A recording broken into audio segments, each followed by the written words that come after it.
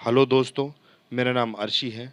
आज मैं आपको एक ऐसा विटामिन या यूँ बोलें विटामिन की तरह दिखने वाला एक ऐसा तत्व जिसका नाम है कोएंजाइम Q10 के बारे में बताना चाहता हूँ।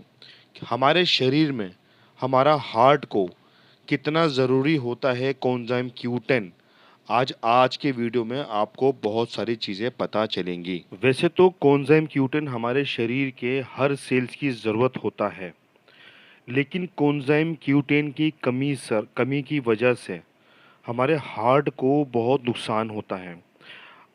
आपने एक नाम सुना होगा कंजेस्टिव हार्ट फेल्योर, या दूसरा नाम सुना होगा कार्डियोमायोपैथी। अगर इसको आसान शब्दों में बोलूं तो कार्डियोमायोपैथी में हार्ट का साइज बड़ा हो जाता है और हार्ट सही से पंप नहीं कर पाता है, उसकी मसल्स वीक हो जाती हैं। कंजेस्टिव हार्ट फेलियर में वॉल इशू हो जाते हैं, पंपिंग इशू हो जाता है, हार्ट बीट इशू हो जाता है। और अगर सही रहते कोएंजाइम Q10 को पूरा ना किया जाए तो हमारा हार्ट काम करना बंद कर जाता है, जिसको हार्ट फेल बोला जाता है। तो यहाँ पर हमको पता लगता है कि हार्ट को कोएंजाइम Q10 की कितनी ज़रूरत होती है। रिसर्च से पता चला है कि जिनको कैंसर होता है, डायबिटीज़ होती है या हार्ट का इशू होता है, तो कहीं न कहीं उनके अंदर कोएंजाइम Q10 की कमी पाई जाती है।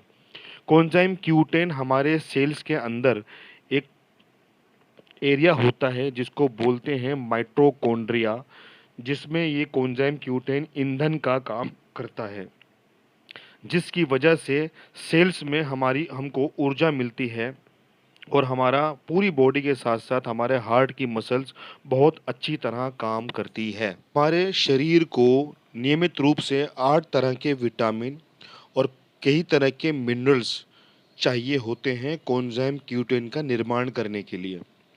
जब हम अपने शरीर पर बचपन से ही हमारी बॉडी में ये विटामिन और मिनरल्स जाते हैं तो हमारी बॉडी में प्रॉपर मात्रा में कोएंजाइम Q10 बनता रहता है और 35 साल तक हमारा शरीर खुद बना पाता है। लेकिन 35 साल के बाद हमारा शरीर असमर्थ हो जाता है कोएंजाइम Q10 बनाने में। तो यानी कि हमको कोएंजाइम Q10 बाहर से लेना ही होगा। इसका क्या विकल्प है?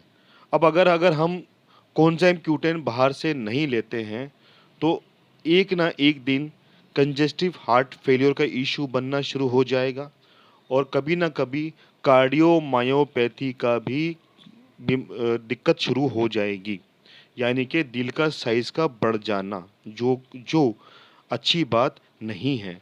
एक बड़ी बीमारी मानी जाती है और ख़तरनाक बीमारी मानी जाती है और कहीं न कहीं डायबिटीज़ और कैंसर में भी इसका इफ़ेक्ट पड़ता ही है। तो कोएंजाइम Q10 हम कैसे ले सकते हैं? या तो आप कोएंजाइम Q10 के लिए समुद्री मछली का सेवन कर सकते हैं डेली, या फिर आप कोई मीट खा सकते हैं डेली, और या आपको एक अच्छी मात्रा में मूँगफली खानी होगी, जो अच्छा मात्रा में कोएंजाइम Q10 प्रोवाइड करा सकता है।